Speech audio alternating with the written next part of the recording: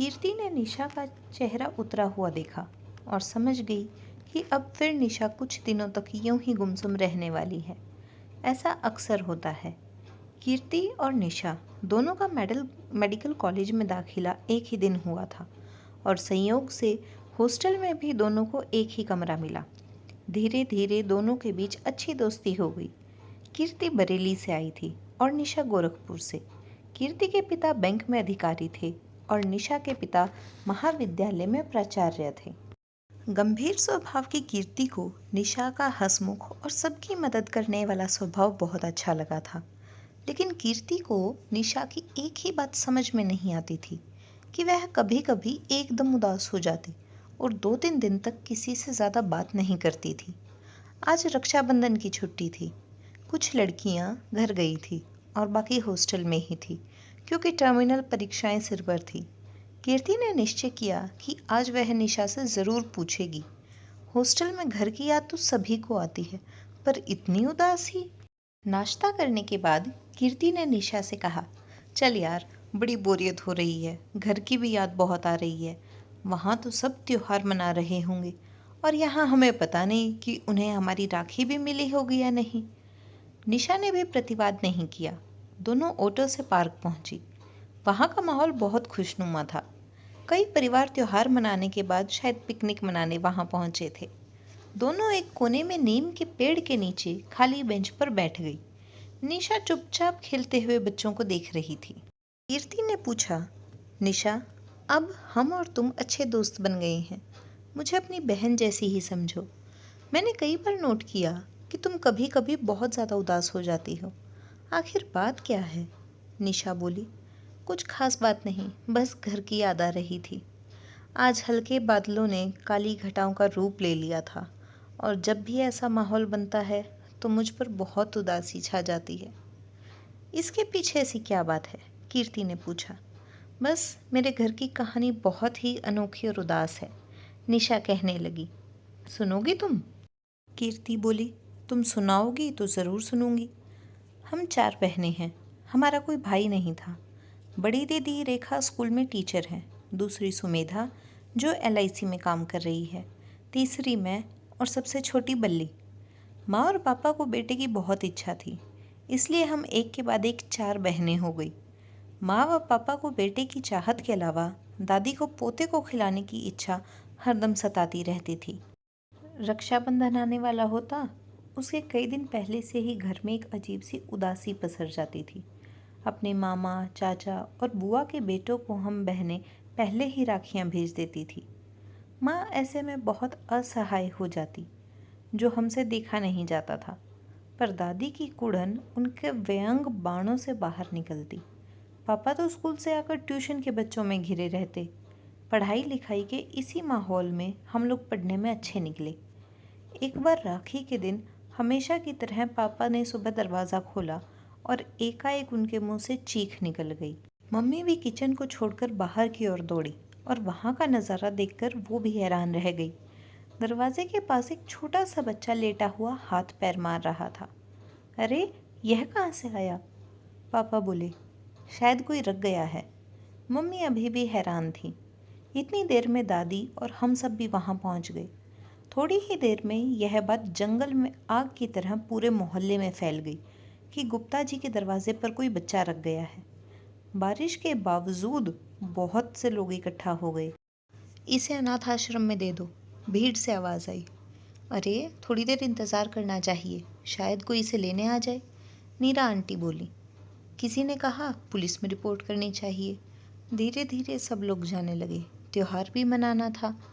वैसे आपकी मर्ज़ी प्रोफेसर साहब, पर मेरी राय में दोपहर तक इंतज़ार करने के बाद आपको इसे बालवाड़ी अनाथ आश्रम को सौंप देना चाहिए, कॉलोनी की सेक्रेटरी ने कहा। चलो तुम भी, यह उनके घर का मामला है, वे चाहे जो भी करें। सेक्रेटरी की बीवी ने उन्हें कौनी मारी। कुछ भी हो मिसेस गुप्ता, रक्षाबंधन के दिन बेटा घर आया है, कुछ भी करने से पहले सोच लेना। जाते जाते भीड़ में से कोई बोला। इस हैरानी परेशानी में दोपहर हो गई। खाना भी नहीं बना। बारिश थी कि थमने का नाम ही नहीं ले रही थी। लगता था जैसे किसी मजबूर के आंसू ही आसमान से बरस रहे हों। जाने किस मजबूरी में अपने कलेजे के टुकड़े को उसने अपने से दूर किया होगा। इधर लोग गए और उधर दादी और उनकी ममता दोनों ही जैसे सोते से जागी। उन्होंने उस नन्ही सी जान को गोद में लेकर पुचकारना और खिलाना शुरू कर दिया। उसे गर्म पानी से नहलाया और जाने कहाँ से ढूंढकर उसे हमारे पुराने धुले रखे कपड़े पहनाए। कटोरी में दूध लेकर उसे चम्मच से पिलाने लगी। पापा ने नहा धोकर जब बुआ की राखी हम लोगों से बंधवाई तब दादी बोली, अब इस छोटे से भैया राजा को भी तुम लोग राखी बांध दो, रक्षाबंधन के दिन आया है। मैं तो कहती हूँ तुम लोग इसे अपने पास ही रख लो। मम्मी को तो जैसे विश्वास ही नहीं हुआ कि कहाँ छुआछूत को मानने वाली उनकी रूढ़िवादी सास और कहाँ न जाने किस जात का बच्चा है, फिर भी उसे ऐसे सीने से चिपकाई थी मानो उनका सगा पोता हो। मम्मी पापा पसोपेश में थे, पर दादी की इस बात पर कुछ नहीं बोले। दोपहर बाद भी लोग आते रहे जाते रहे और तरह तरह की नसीहतें देते रहे, पर दादी इन सब बातों से बेखबर उसकी नैपी बदलने और उसे दूध पिलाने की कोशिश में लगी रही।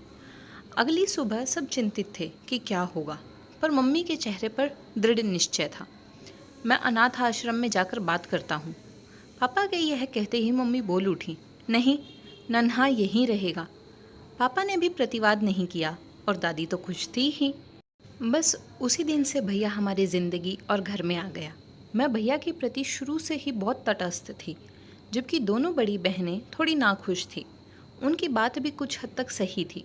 उनका कहना था कि मम्मी पापा के अच्छे व्यवहार और इस घर की अच्छी साख का किसी ने फ़ायदा उठाया है और वह यह भी जानता है कि इस घर को एक बेटे की तीव्र चाह थी।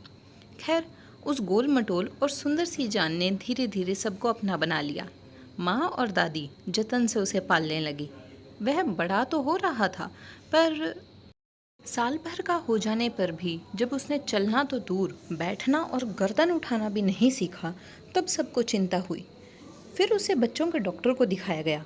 डॉक्टर ने कई टेस्ट कराए और तब पता चला कि उसे सेरेब्रल पाल्सी यानी एक ऐसी बीमारी है जिसमें दिमाग का शरीर पर कंट्रोल नहीं होता है। उस दिन जैसे फिर एक बार हमारे घर पर बिजली गिरी। माँ, पापा, दादी, इनके साथ साथ हम सभी बहनों के चेहरे भी उतर गए। पापा के अभिन्न मित्र ने फिर समझाया कि उसे किसी अनाथ आश्रम को सौंप दे, पर अब यह असंभव था, क्योंकि पापा को थोड़ा समाज के उपहास का डर था और माँ दादी को उससे बहुत अधिक मोह। वैसे भी यह कहाँ ठीक होता है कि अच्छा है तो अपना और ख़राब है तो गैर।